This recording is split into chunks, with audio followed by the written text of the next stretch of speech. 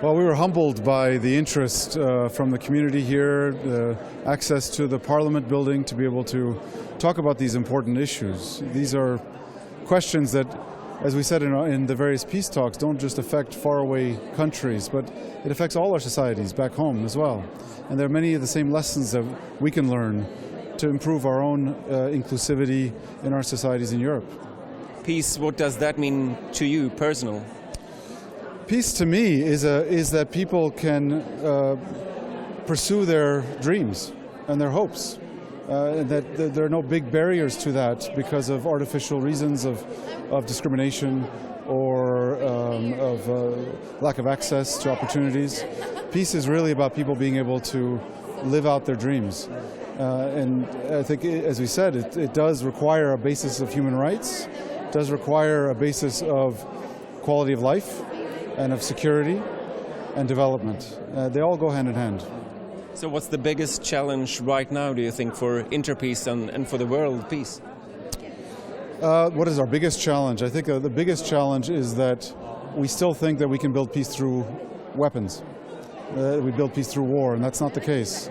You know, the wars that are being pursued right now are only going to set the world back decades. And the tools that are being used to deal with that are also weapons of violence, troops, invasions, missiles, and it's the wrong approach. And yet we're willing to spend billions and billions on those tools rather than the much smaller sums that it takes to actually get people to start working together and building a common future together. And so our priorities are backwards. I think that's the biggest challenge, is that we still have a wrong assumption that we build peace through war. The common approach that is so successful in our work is that we don't try to come with preset ideas on what the society needs. We rather help the local people to start working together to figure out what are their priorities, so that it's not foreign priorities, external priorities, it's their priorities. And often in a society where there's not much trust, the decision on what is the priority, when everything is political, everything is urgent in their minds, and everything is controversial, how they come to decide on what to focus their energies on is part of the trust-building process. So we help them through that, and then we help them to actually start finding solutions to the obstacles that they face. Because you first have to help them to understand for themselves what is really dividing them. So if you don't understand the problem and agree on what the problem is, you can't start working on a solution together. So that's the first step, is really identifying the problem, agreeing on it consensually, and then you can start working on solutions. But it has to be done by them, not by outsiders. Having peace talks in Stockholm, why is Sweden, do you think, or is Sweden a good contributor to thinking, because we have had peace for a long time? And not just that, is that there is a culture of solidarity with the rest of the world in Sweden, which is exemplary.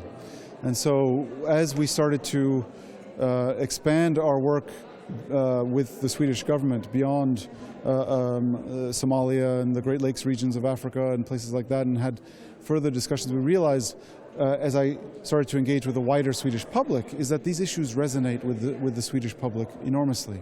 They have a deep sense of commitment to respecting others, to